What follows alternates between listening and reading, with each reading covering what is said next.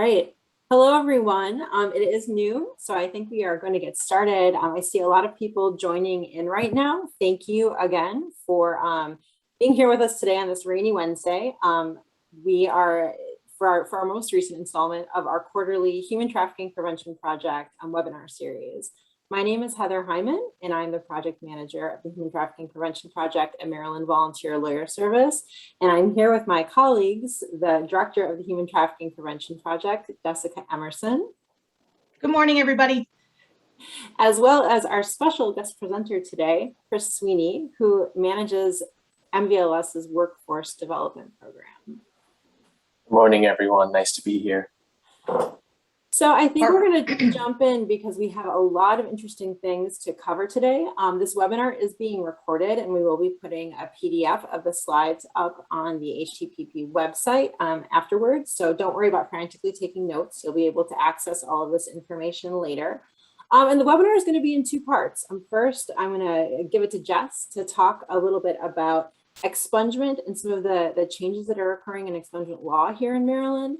And then we'll switch over to Chris, who will be talking about some of the recent changes that have impacted how people can access their criminal records and some things to expect upcoming, and give some advice and some tips for helping people determine their records and resources if they would like to get help with criminal record relief. So yeah, we're excited to talk. We will be monitoring the chat and the questions and answers. If you have any questions, please feel free to chime in. Otherwise, we'll get started. Great. Okay, now, am I allowed to actually control things? Yes, you haven't. Okay, there we go. All right, so this is, first of all, actually, I should have said good afternoon, everyone. Again, good morning, good afternoon. My name is Jessica Emerson, and I direct the Human Trafficking Prevention Project at the University of Baltimore School of Law. This beginning part is really going to be an expungement refresher. So if this is work that you have done on a regular basis, it might be a little repetitive to you, but we want to make sure that folks kind of have a global understanding of what expungement is and why it's important before we move into the changes, and most importantly, how you can assist your clients in figuring out what is on their criminal record. So what is expungement and why is it important? The definition is simply the removal of police and court records from public inspection. That's on Maryland Judiciary Case Search, on the Criminal Justice Information System, etc. Those police and court records are removed from the public's ability to get to them once things are expunged. So what can be expunged? Records of a criminal or incarcerable traffic offense. And what that means is a traffic offense for which you may not have been jailed, but for which you could have been jailed. There's also automatic expungement of non-incarcerable traffic offenses, but we're not going to get into that today. So why is expungement crucial? Simply because the disposition of many criminal charges is completely publicly available, even if the case didn't result in a conviction. So when you are arrested, that information becomes public record. And even if that case was not a conviction, it still may be publicly available, although Chris is going to explain how that's changed a little bit. And excitingly, disclosure of expunged or shielded charges are not required on a job application or during interviews. I'm sorry, just one second. It is raining so loudly that I can actually hear the rain, and I'm worried that people can hear that as well. So let me just close my window. I didn't realize it was getting so loud. Okay, yeah, just much pouring out. Sorry, it's I know. I was like, I can't hear myself think. Okay, so background checks and criminal records. Like I said, every arrest, regardless of whether it leads to a formal court case, is a matter of public record. Most will show up on background checks and on case search, which is as easily as Googling case search, and you go right on there. Criminal records may impact. Ooh, sorry, what happened? I have control. Stop messing around over there. My apologies. I rested my finger on the keyboard and everything gets lost. She really is the overlord of the webinar. So criminal records, as you've heard Heather and I say ad nauseum, may impact getting a job, an apartment, custody of a child, a loan, credit, etc. I updated some of these numbers. If you've seen us present on, kind of Criminal Record Relief 101, you've seen this information, but the numbers have, I actually updated them and they're a little more severe than they were even the last couple of times that we did this. So upwards of 90% of employers run some sort of background check during the hiring process. There's also approximately 32,000 laws that are specific to occupational licensing and business licenses that have to do with whether or not you have a criminal record. And there's actually an inventory if you want to search by state or by type of conviction or by occupation. If you look at the bottom, you'll see the ABA National Inventory of Collateral Consequences of Conviction. That's publicly available. That's where I got this information. 32,000 laws that are specific to having a criminal record, the most heavily licensed of which are healthcare and education. And if we're talking about kind of intersections with gender and gender identity, healthcare and education are pretty heavily sought after by female identified people. Public housing authorities, owners of federally assisted public housing, and private landlords all generally screen for criminal records, and having a criminal record can be the determining factor of whether or not you get into public housing or into housing in general, or get kicked out of public housing and housing in general.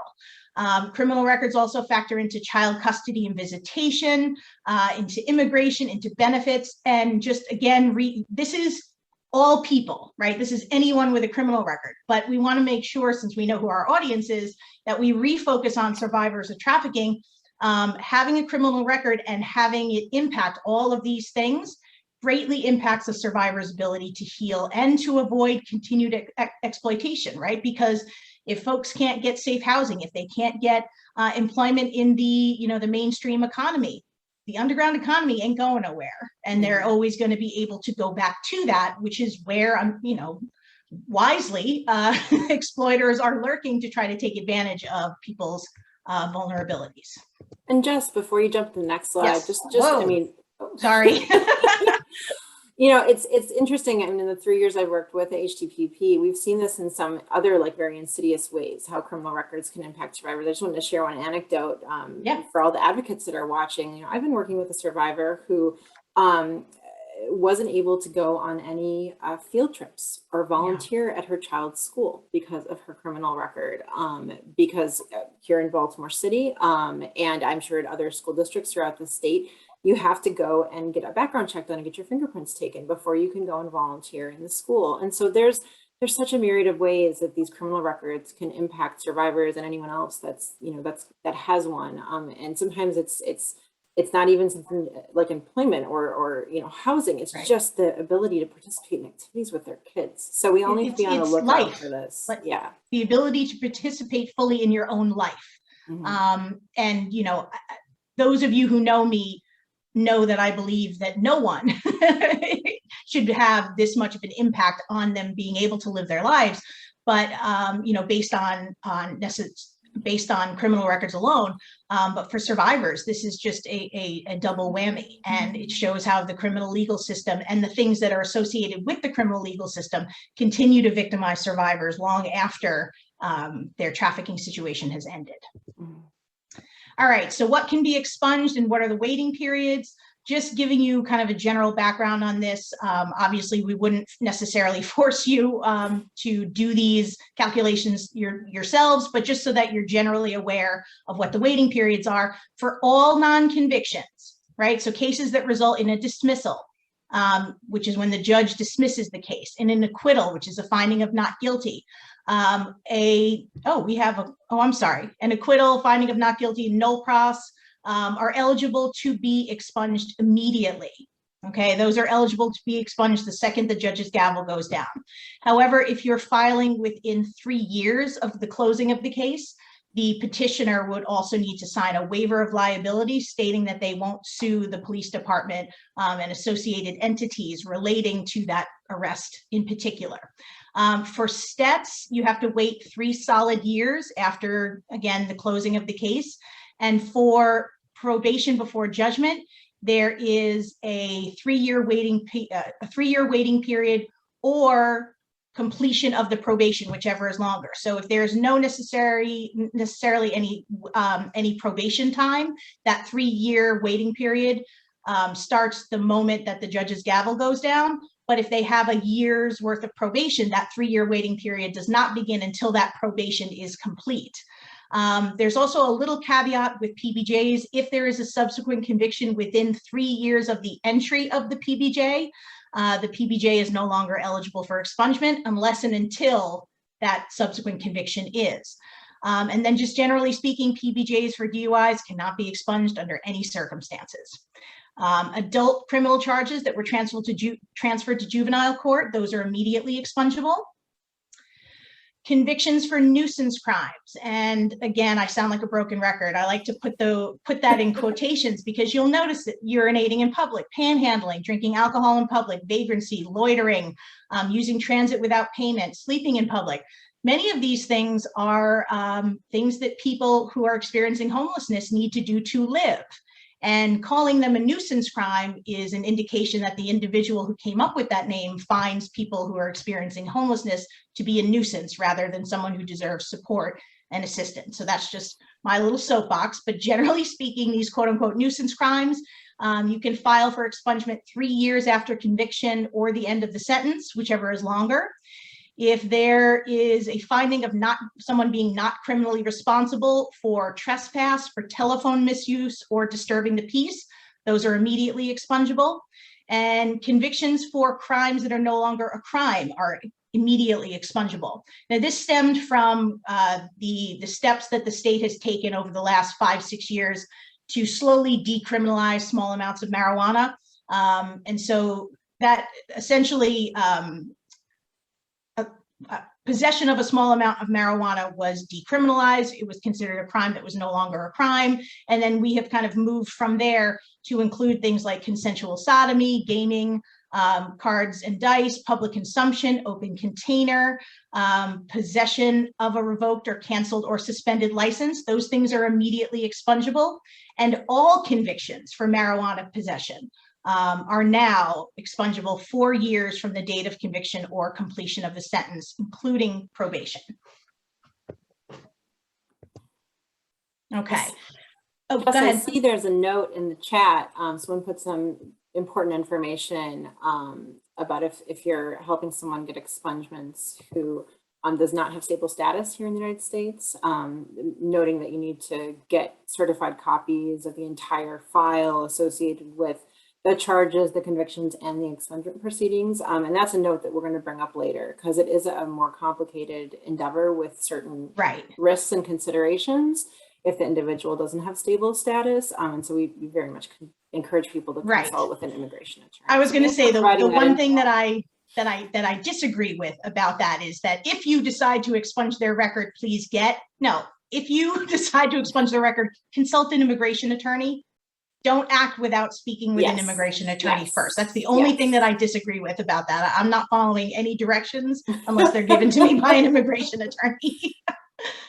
So was it 2017, Chris, that the Justice Reinvestment, or 2016 when the Justice Reinvestment Act passed?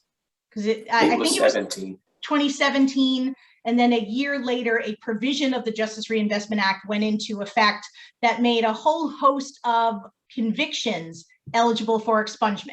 And again, broken record, the majority of the convictions that are eligible really do not affect our clients. They are very quote unquote white collar type convictions. And again, I think that shows the mindset of what's important in terms of allowing people to clear up their records. That being said, here's a list of the most relevant, we think, criminal charges or convictions that are eligible to be expunged under the Justice Reinvestment Act. At first, it was only misdemeanor crimes, but you'll see since 2016, 5 additional felonies have been added: possession with intent to distribute, first, second, and third degree burglary with certain caveats, and felony theft. And that it was interesting that first, second, and third degree burglary are eligible for expungement, but fourth degree burglary, which is essentially squatting, which a lot of our clients have on their records, that was just left out. And so that was a mistake that was fixed last legislative session. So as of 10/1, fourth degree burglary and driving with a suspended license will be added. And I don't usually say this in my presentations, but I heard Chris say it. And I think it's really important to note that driving with a suspended license, having that added as far as a conviction that is eligible to be expunged, that really helps with the subsequent conviction piece as far as PVJs and the like, because this incarcerable traffic offense would count against you in a lot of instances when it comes to expungement. So it's nice that that is actually on the list again. This list is all well and good. The wait times are ridiculous. Okay, for majority of the charges on here, you have to wait 10 full years after the conviction, after completing any assigned parole, probation, or mandatory supervision. And again, for our clients that are, for instance, unstably housed, it can be hard to keep up with probation officers and court dates. And so you might see someone or be working with someone who violates probation or, over and over and over again. And that can go on for years. And that 10-year waiting period does not even start until everything with regard to the case is done with, over and done with. For second-degree assault and all eligible felonies or any crime that's related to an incident of domestic violence, there's a 15-year wait. And there's also a subsequent conviction rule. So after all that, you finally get that 10 or 15-year clock running. If there is a subsequent conviction during that wait time, during that 10 or 15 years, sorry, I wish these chats wouldn't be popping up, so they're interrupting my train of thought. So during that 10 or 15-year waiting period, if there is a subsequent conviction, then that previously expungable conviction is no longer eligible for expungement unless and until that additional conviction is eligible. And for clients that are kind of chronically systems involved, live in incredibly heavily policed areas, who have a different skin tone than me, they may really struggle with arrests and interactions and intersection with the criminal legal system that are a lot of times beyond their control. So that subsequent conviction can be really problematic. All right, some red flag issues for expungement. If your client is not a US citizen, we said before, use caution. As the person in the chat stated, this can create discrepancies between state and federal records. And we really recommend, like, if we're doing the expungement, we're going to recommend consulting an immigration attorney before we would ever take on a case like that. For private third-party businesses, so essentially someone can just pay a private company to do a background check. And what they do essentially is they just scrape data from the interwebs. And so they may pull your data before your record has been expunged and then keep that information in their system. And they generally do not and cannot be forced to update their information to remove items. So there may be very inaccurate background checks coming back if those third-party businesses pulled data before your expungement was successful. We also do a lot of the time for our clients who have criminal records in multiple states, we'll do a federal background check.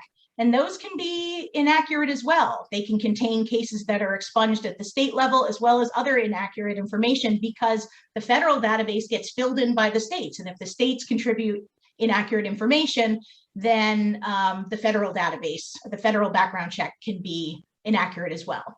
So that's just kind of some basic information on expungement. Do we have any questions that are relevant to general expungement issues before we turn it over to Chris?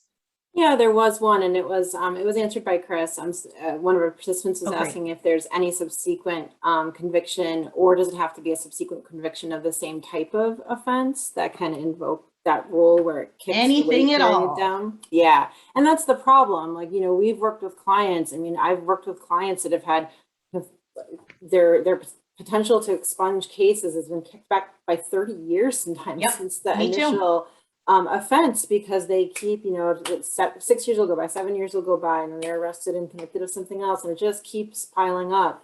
And, we also see it as when people are going through cycles of substance use or just grappling with a whole different poverty, homelessness, yeah, all of those things can land you in jail. Yep. And it's really, it's a shame because then when an individual is ready and wants to address their record, it can make it, impossible to even address things that occurred 30 years ago, let alone things that occurred recently. Right. And then just kind of considering the emotional impact of that on someone. So I've waited, I know I have to wait. I've waited 8 years.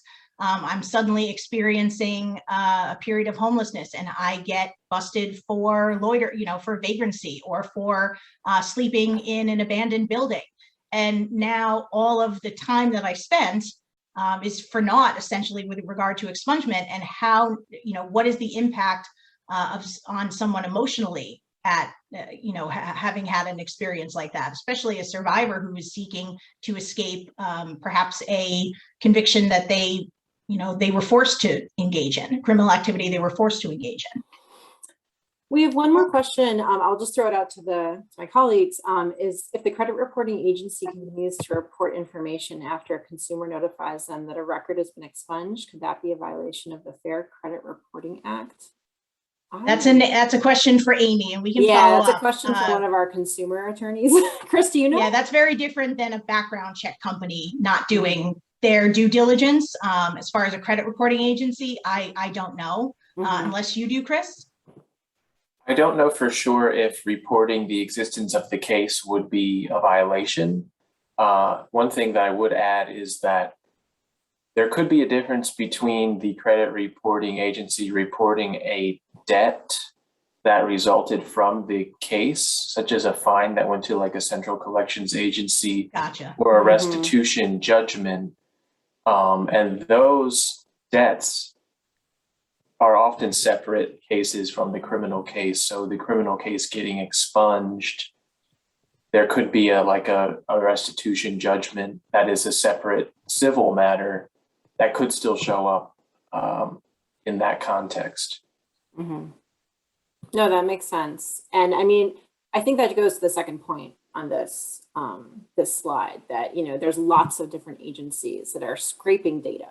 And just because something is expunged doesn't necessarily mean that the background check or the credit check or whatever a landlord or an employer or someone is going to be using to look up information on an individual, it's not necessarily going to be updated. And that's, again, a reason to keep all copies of all the records, copies of expungement orders, and to just prepare any client you're working with to talk frankly about these things if they get brought up, even if something has been expunged. It's unfortunate, but that's just, there's too much data so freely available. And I would also say that if you believe that something like that is on a credit report that shouldn't be, then, I would recommend helping out with a dispute to the agency that if you have a reason to believe that it really should not be showing up anymore. And MVLS is available to provide consultations on that, with a lot of the HTPP clients that we have, and as well as just clients coming generally to MVLS. We have a great consumer rights team and financial stabilization team that is able to assist with any of these questions. And, we've, as part of the job that we do, I'm happy to help clients access their credit reports, review credit reports, answer questions, and see if there might be assistance we can provide, or at least give them some guidance or an advocate guidance as to how to contest something like that. All right, I think we are now going to be turning it over to Chris to talk about some of the recent changes that have happened to Maryland expungement law and the process by which people get expungements, and then talk a little bit about criminal records and some of the changes that have occurred to how we might access those records here in Maryland. And Chris, I will give you control of the presentation. Okay. Thanks. So this year, there were some pretty substantial changes that went into effect regarding how criminal records are displayed in the court's public database. So I'm going to be talking about what that looks like and how that affects doing expungements. This information doesn't affect the the explanation that Jess gave about what can and cannot be expunged. This is relevant really to just where the records can be found. But starting off with automatic expungement, this is something that's very important to be aware of. It's actually not going to become super relevant until 3 years from now, so fall of 2024. But what you should be aware of is that automatic expungement did pass the legislature this year. And what's going to happen is that cases where all of the charges did not result in a conviction, and specifically all of the charges resulted in a null pros, aka a dropped charge, an acquittal, not guilty, or a dismissal, those cases will automatically be expunged after 3 years from the disposition date. A person who receives that outcome in their case will still have the right to file an expungement according to all of the rules that Jess went over. So it would still be advisable to expunge the case if you can. And of course, if it's before 3 years, they would still have to submit the liability waiver, agreeing not to bring a claim against the state or the police or anyone involved in the case. This is not going to apply to stets or probations before judgment. So that will still have to be expunged manually, so to speak. And it's also not getting around what we call the unit rule. So if there is one charge in a particular case that does not fall within these rules, so a guilty or a stet or a PBJ, that means that the case overall is not going to be automatically expunged. This is not going to affect any cases that have already happened. This is going into effect October 1st of this year, so very soon. But any case that has already occurred is not going to be automatically expunged as a result of this new law. But we are going to find out shortly here that a lot of these cases that I'm speaking of that are subject to automatic expungement are actually going to be hidden from the case search website. So I'm going to be talking about that shortly. And Chris, I just want to, again, just hammer this point in. Automatic expungement does not impact anything that happens on September 30th or earlier. So if your client has a case that, you know, for all intents and purposes would have been automatically expunged, it's not, and it didn't happen October 1st or later, it's not going to happen. So I've just heard a lot of, just because these are big changes, there's a lot of, understandably, a lot of confusion about it. I mean, it took us a while to just like wrap our heads around this. It's, you know, I've heard a lot of people say, well, eventually it'll be automatically expunged because they passed that automatic expungement law. That is not true, right? We still have to actually petition to expunge anything that happened September 30th or earlier, even if it's not visible on case search, which is the next thing that Chris is going to get into. So just want to make sure people don't get that confused, because that's the kind of, I had to like make that change in my brain.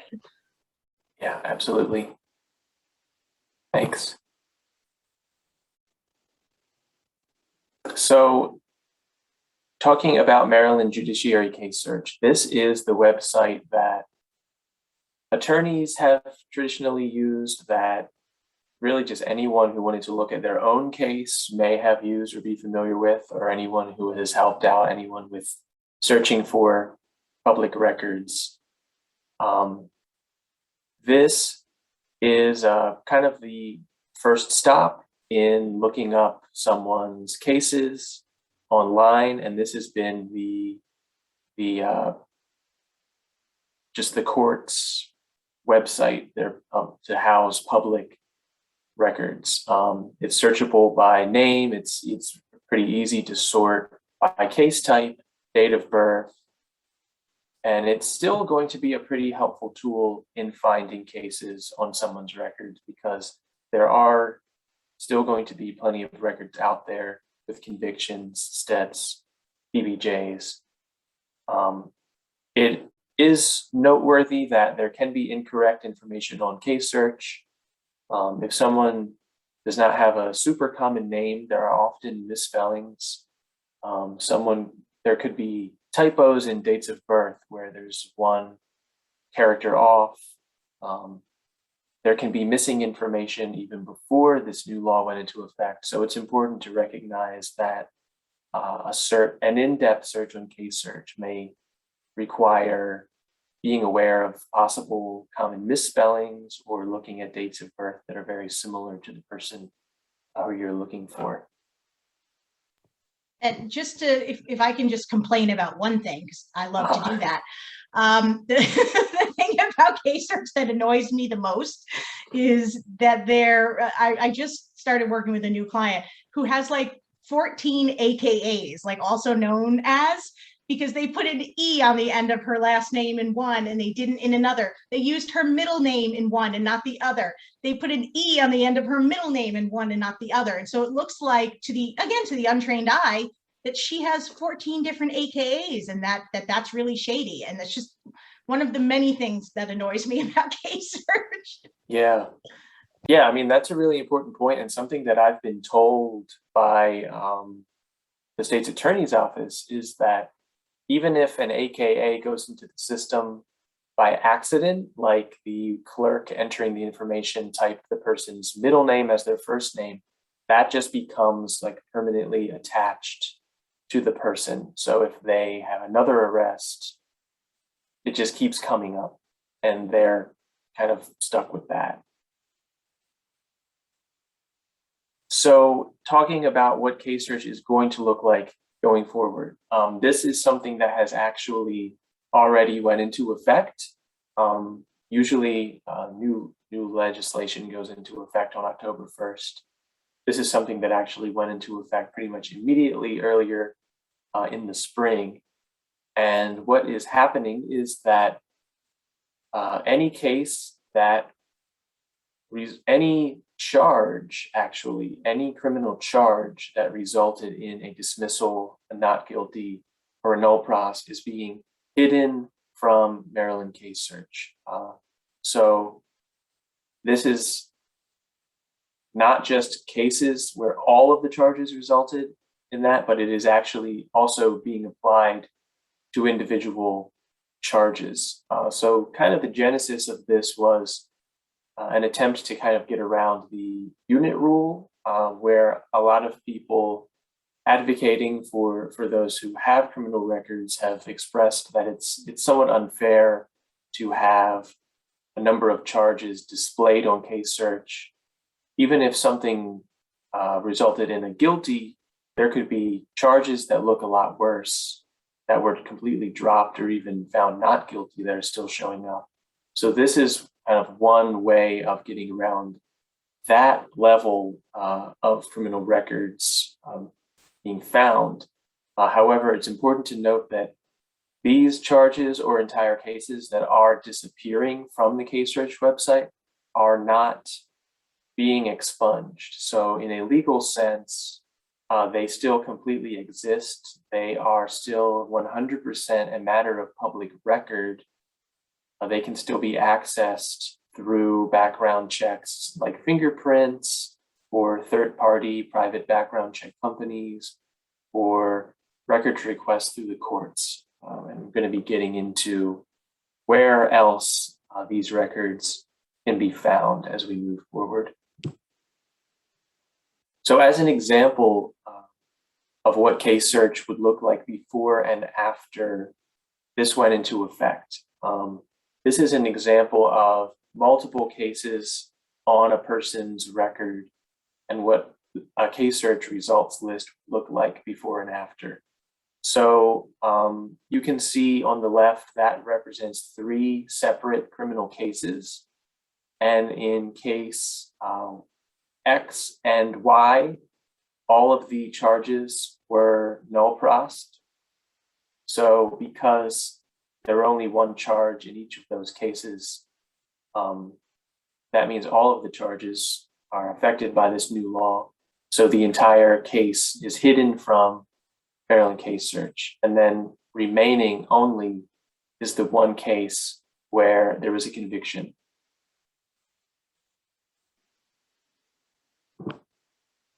And this is an example of what case search looks like if you're looking at a single case that has multiple charges. So in this case, a person was charged with 3 crimes. They were found not guilty on 2 of them, and they were found guilty on the 1 charge of CDS possession. So now looking at an individual case on Maryland Case Search, you would see only the charge where the person was found guilty.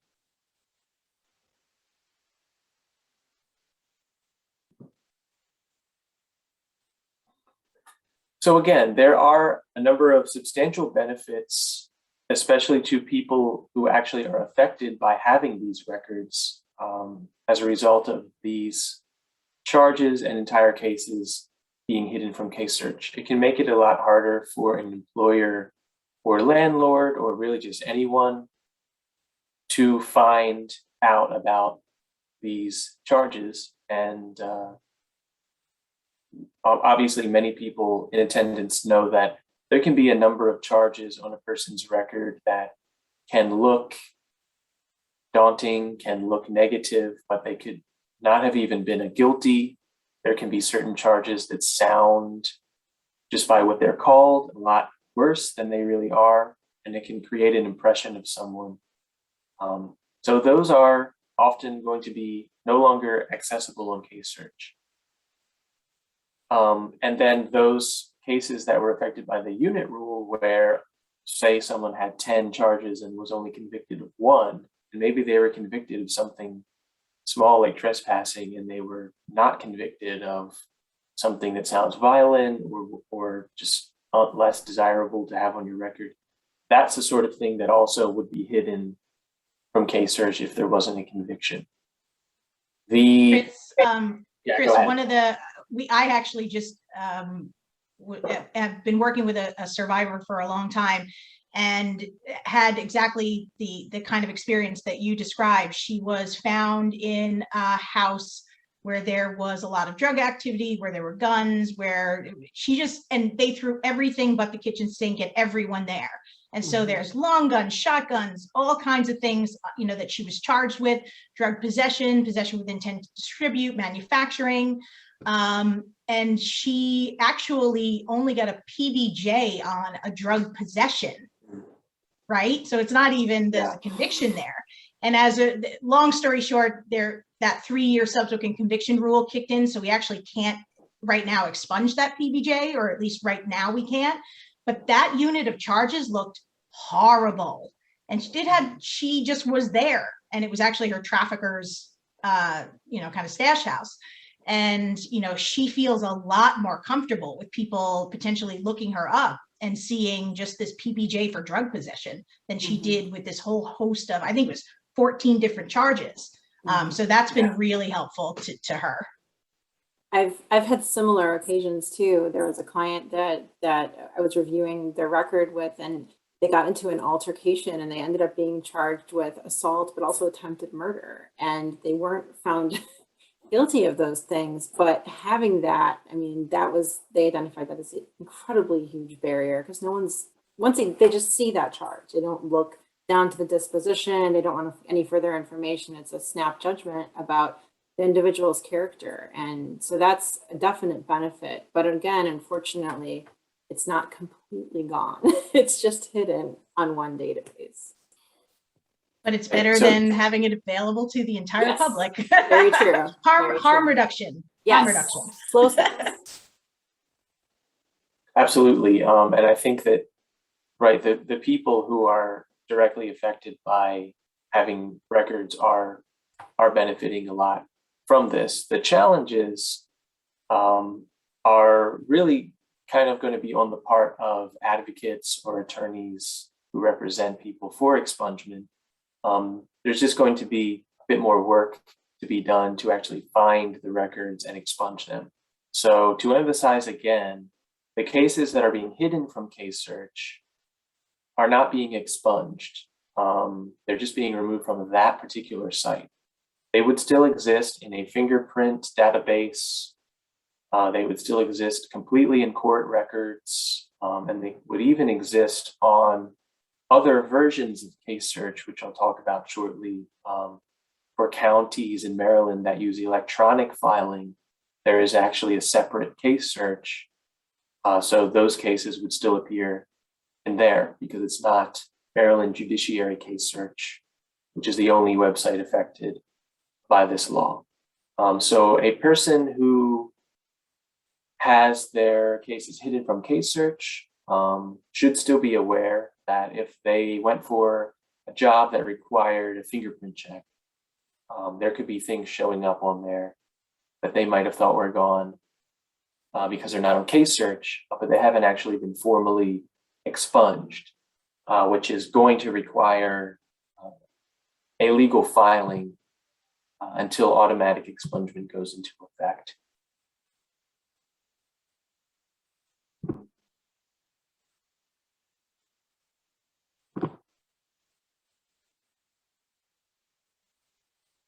So going and finding these records, because the ease of case search has been taken away somewhat, finding the records is going to be somewhat more burdensome. So fingerprint checks are one of the best ways to actually determine a complete view of what's on someone's record. This can be burdensome for our clients because you have to go in person to the facility. It does cost money. It can be very time consuming trying to call up a kind of bureaucratic agency and make an appointment and whatnot. And of course, reliving, looking over the full record can be re-traumatizing, and even just kind of the experience of going and being subjected to kind of like a bureaucratic process is be unpleasant at a minimum. They are complete in the sense of they generally should show all of the cases that are on a record. They are incomplete in the sense of, for purposes of expungement or even just being aware of a complete picture of the record, the court case number is almost always missing from a fingerprint report, and the disposition of a case is often missing as well. The fingerprint report kind of functions as more of an arrest record. So it would show a tracking number, which the police use, that then gets linked later to a case number in the courts, and it would show arrest dates and charges, but it doesn't always show the outcomes of the charges, which are certainly necessary for determining expungement eligibility. And I've noticed since now we're in this world where instead of, case search, I have to do a lot more work with the fingerprint record to, itself. The way that sentence information is documented, probation, things like that, it's honestly, it's just really confusing. And I found it to be just inaccurate generally. And so when I'm trying to see when an expungement clock is going to start, it's really difficult. So case number, the disposition, absolutely. But then just when did the case actually end is way harder to figure out now. Yeah.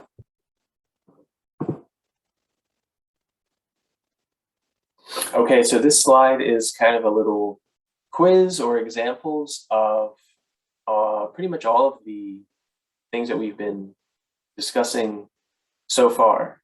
So if anyone wants to answer in the chat, go ahead as I read through these. So the first example is Lucinda being arrested for trespassing and fourth-degree burglary, and on August 29th of 2021, the court dismissed both charges. So the first question would be, is this going to be automatically expunged? And the second question would be, is it going to be hidden from Maryland Case Search? Come on, folks, do the quiz with us. If not, Heather and I are going to have to answer.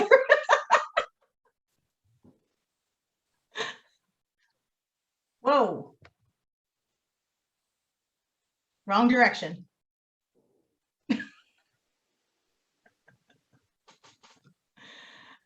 Oh, technology.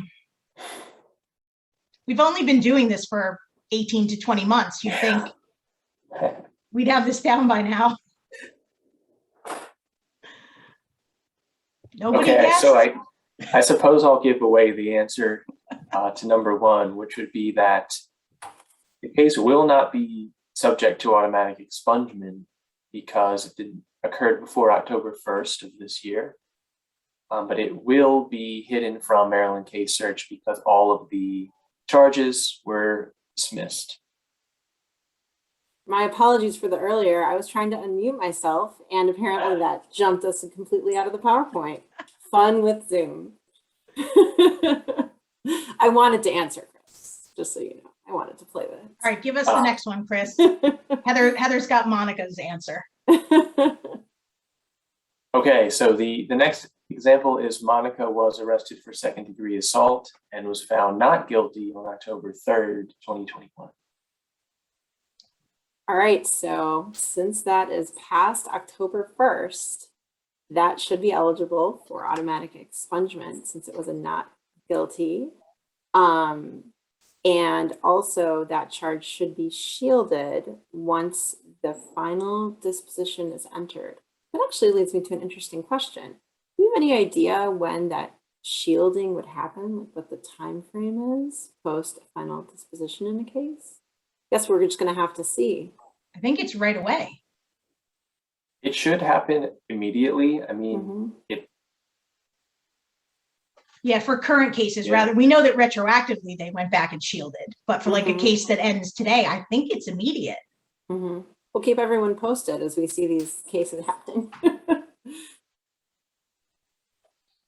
Okay, so if Sarah was arrested and charged with loitering and CDS possession and convicted on October 10th, 2021 of CDS possession, and the loitering charge was dropped. Okay, I got this one. This case as a whole will not be automatically expunged because the loitering charge, which would normally be eligible for automatic expungement, is linked via the unit rule with that conviction for drug possession. However, the loitering charge will be shielded from case search, so only the drug possession conviction will show up. And if the case is really wrapped up on October 10th, 2021, the entire unit will be eligible for expungement on October 10th, 2031, at which time both charges are eligible for expungement. Boom. Nice. That was a complicated one. Let's see. So the final example is Sid was arrested for prostitution and CDS possession. The court entered a stat on both charges on October 20th, 2021.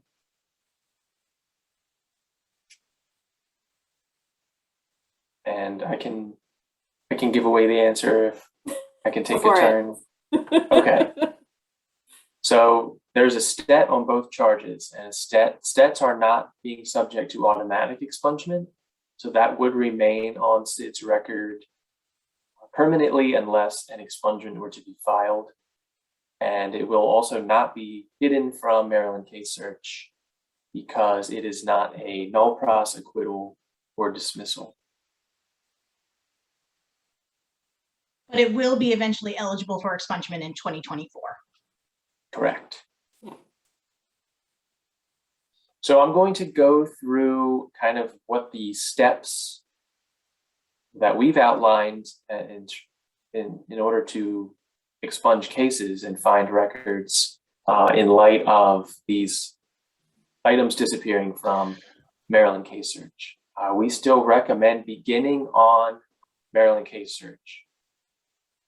There should be a number of cases still findable on there if the person has convictions, stats, BBJs, and everything is pretty much the same on the process and everything. So you can still find the information you need to expunge those cases on case search. You may find a hint of other cases that you need to look for on there. If, for example, you have a case that started in district court and went to circuit court and then was null prossed in circuit court, you may still find the district court version on case search, which is another sort of little niche thing to be aware of, but I don't want to overburden people with information. Chris, I think it's really the way that I just want everyone listening to know that this is laid out in a particular way to help people understand that this is now, case search is no longer the way it was. I don't know what's going to happen in the future, but essentially this should now be a layered process, right? And this is the first layer. Like Chris has said, your steps are going to be your PBJs, your convictions, any active cases, but it's just really important to know you don't stop here if there's nothing on Maryland Judiciary Case Search, whereas I might have done that prior to, the spring of this year. I might have stopped there. And I can't do that now because I know that that's likely or potentially not accurate. Right.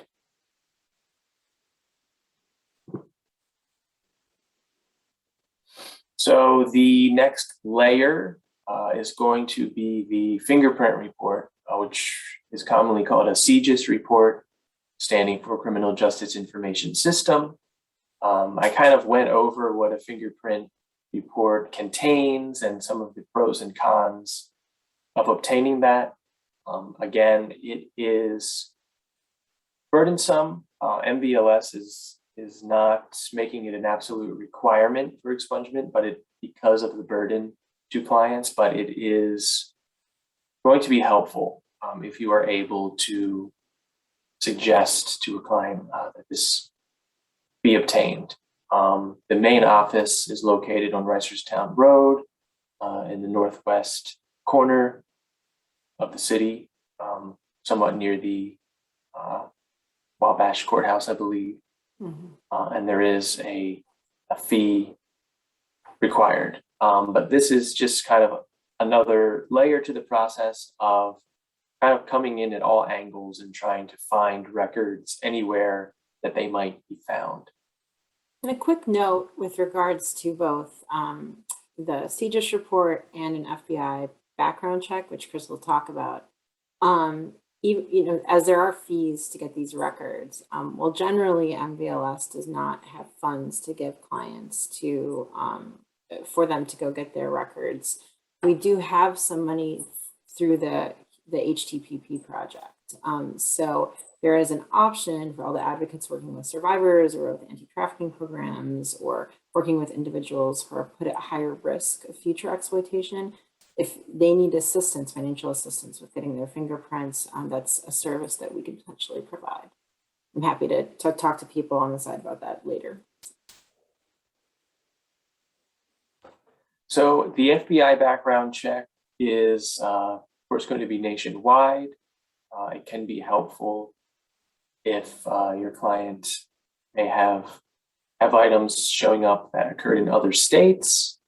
It is going to be very comprehensive. However, as noted earlier, there can be discrepancies between what's on state records, what's on federal records. If a case has already been expunged at the state level, but it was already in the federal database, it probably will still show up on the federal database because the Maryland courts cannot order the federal government to expunge their record of something. But again, because case search is so incomplete now, we are basically recommending all sorts of options for how to find out about the existence of other cases that you may be missing by simply looking at case search. And we use a service through FieldPrint. And just to note, the one thing I do like about the FBI background checks is they're pretty easy to access. There are offices all over the city, all over the state that clients can easily get fingerprints through. They're located like UPSs and other other providers. So it's actually a pretty easy thing to access, a pretty quick process to go through. And so it's another option. Yeah, and the results for field print, 24 hours they're back, whereas Yeah, it's it's weeks, very swift. it's weeks with the Maryland, the Maryland report. So if you have a client who has a criminal record in Maryland, but also potentially in Pennsylvania and, New York, this is going to be a way better bet for you. It's more kind of more bang for your buck, essentially, literally.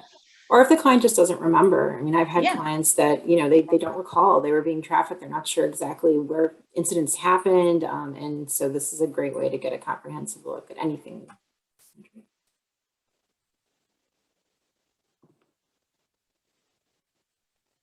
So just some other avenues for finding records.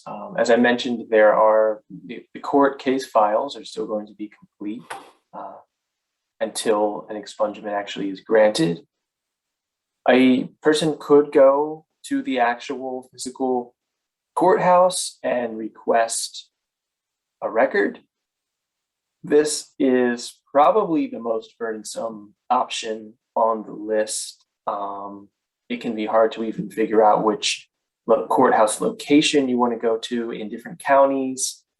There are different kind of internal rules about where they house certain types of court records. It could be at a central location in the county. It could be at the courthouse where the case was actually heard, etc. And you can be waiting around and whatnot. It might be kind of viewed as a last resort option if you really need to figure out what's going on with a case. But it's important to note that that is still something that's available. And it emphasizes the fact that the case is being hidden from case search does not equal expungement. And then I mentioned the kind of other version of case search, which is called MDEC Smart Search. MDEC is the Maryland Court's electronic filing system. Most counties use this system now. The only ones that don't are Baltimore City, Prince George's County, and Montgomery County. And of course, Where the majority of our clients' cases are. Right. Yeah. So not super helpful for maybe us and the people on this presentation who may be dealing primarily with Baltimore City cases, but it is good to know that this other version of case search does exist and is not affected by this law that is hiding charges from regular case search. It's not as convenient to use Smart Search despite the name. It's a little bit harder to sort through by type of case or filter out only criminal cases or even look by date of birth, etc. However, if you find the case on there, you can see the complete information that you need. You can see everything, case number, all of the relevant dates, dispositions, charges, etc. And in some cases, you may even be able to find scans of the actual court documents on there. Theoretically, Baltimore City, PG, and Montgomery County are supposed to be getting on to e-filing at some point in the coming years. So once that happens, potentially these cases would be available to be found on there, but we don't really know what that's going to look like yet or when that's going to happen. Yeah, for me, it's just, again, it's like a layering system. So I get what I can from case search. For counties that use MDEC, I grab that information and I kind of just lay everything together and do the best that I can. And again, through the HTPP, we do have access to volunteer attorneys, throughout the state that can work on these cases. And Jess and I, and Chris, when he's doing his work, we can access records from any county through MDEC except the 3 names. So we are here to, help screen, help investigate prior to actually, representing someone in an expungement. We can help people figure out exactly what's on there. It's one of the advantages of working with an attorney on criminal record relief. Okay, so Filing for expungement, this is kind of going back to like something that I just mentioned. All of the previous slides that I went over about where to find cases is kind of, you're going everywhere you possibly can and kind of creating a list of all of the cases that can be found on a person's records from all these different databases. And then once that process is finally complete, or as complete as you think you can get, you may be ready to file expungement. So MVLS operates this website called mdexpungement.com, and it can actually generate the legal forms necessary for filing expungement. It can suggest whether or not cases that are found on case search are eligible for expungement or not.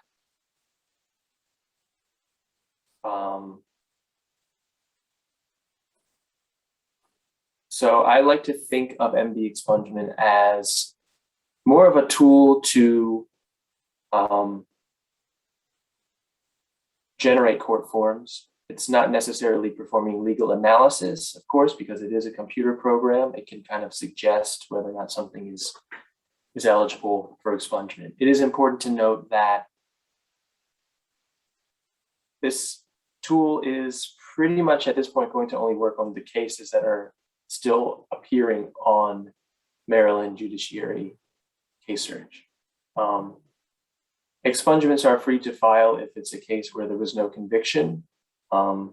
If MVLS or another nonprofit is representing a person, we can get the fee waived that would be required for filing to expunge a conviction. And you can file any expungement at any time. There's no requirement to put all cases on a single petition or like a one shot at expunging your record. You are always entitled